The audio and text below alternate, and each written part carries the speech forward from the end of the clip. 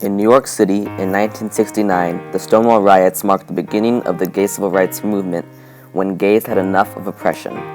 Police raided a gay establishment, the Stonewall Inn, to arrest gays for no reason. That action would spark 3 days of riots and mark a significant turning point in the gay civil rights movement.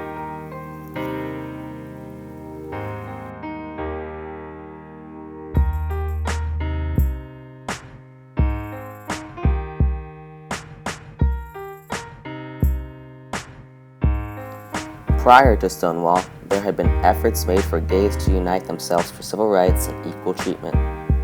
As early as 1924, the Chicago Society for Human Rights became the first gay rights organization in the United States. It was a long and chaotic journey after the Stonewall riots, and gays still dealt with discrimination and oppression.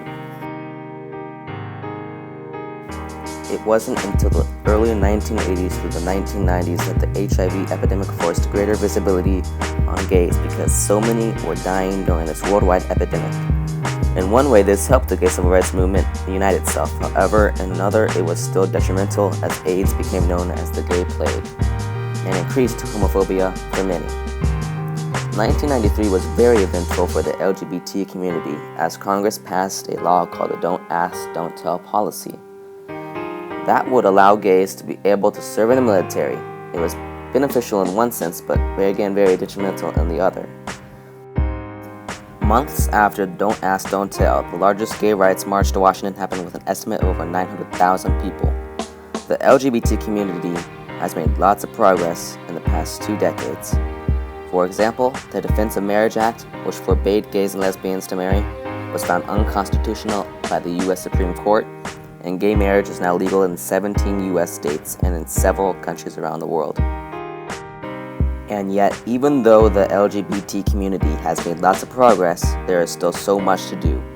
In the U.S., it is still legal to fire someone from their job just because they are gay, and gay marriage is banned in 33 states. Gays today are still persecuted in the U.S. and around the world, in many cases even being beaten, threatened, and killed by homophobic people and governments. In numerous countries, you can be arrested or killed for even being thought of as gay, for having gay members of your family, or supporting gay rights.